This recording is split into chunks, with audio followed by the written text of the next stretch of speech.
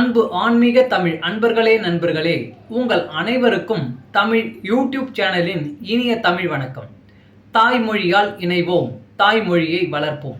வாழ்க தமிழ், வளர்க தமிழ்.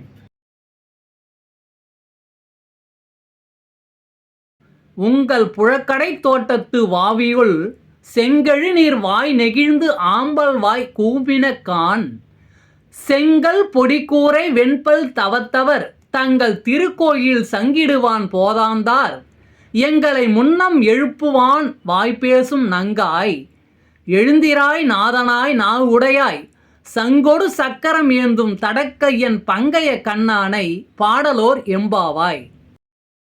உங்கள் புழக்கடை தோட்டத்து வாவியுள் செங்கழு நீர் வாய் நெகிழ்ந்து ஆம்பல் வாய் கூம்பின கான் செங்கல் பொடிக்கூரை வெண்பல் தவத்தவர் தங்கள் திருக்கோயில் சங்கிடுவான் போதாந்தார் எங்களை முன்னம் எழுப்புவான் வாய்ப்பேசும் நங்காய் எழுந்திராய் நாதனாய் உடையாய் சங்கொடு சக்கரம் ஏந்தும் தடக்கையன் பங்கைய கண்ணானை பாடலோர் எம்பாவாய்.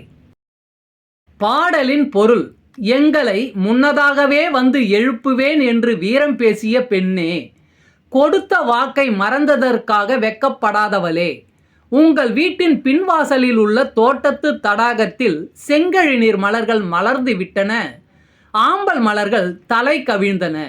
காவி உடையணிந்த துறவிகள் தங்கள் வெண்பற்கள் ஒளி வீச கோயில்களை நோக்கி திருசங்கு முழக்கம் செய்வதற்காக சென்று கொண்டிருக்கின்றனர்.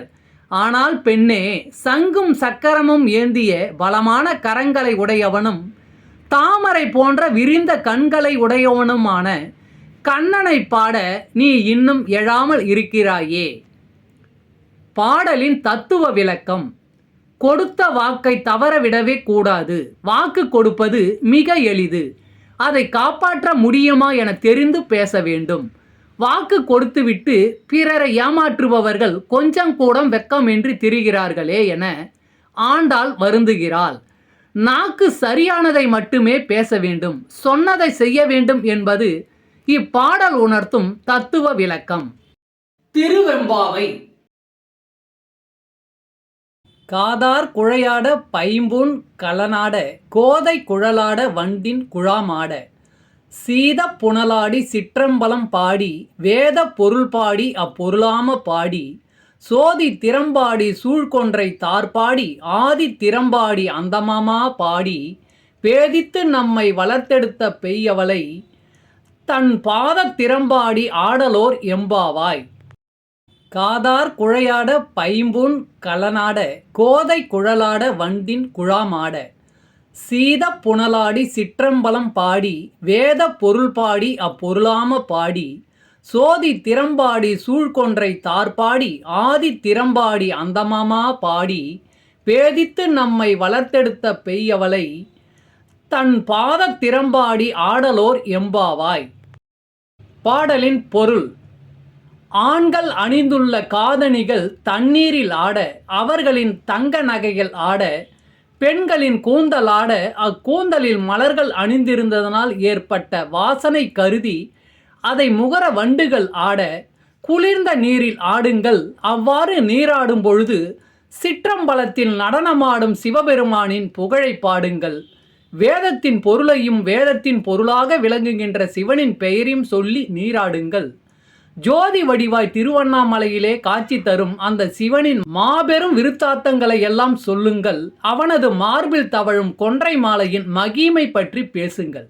முதலும் முடிவும் இல்லாத அந்த இறைவனின் புகழை பாடுங்கள். பந்த பாசங்களில் இருந்து நம்மை பிரிக்கும் வளையல்கள் அணிந்த தாயுமானவாய் விளங்கும் அந்த சிவனின் பாத மலர்களை பாடி நீராடுங்கள்.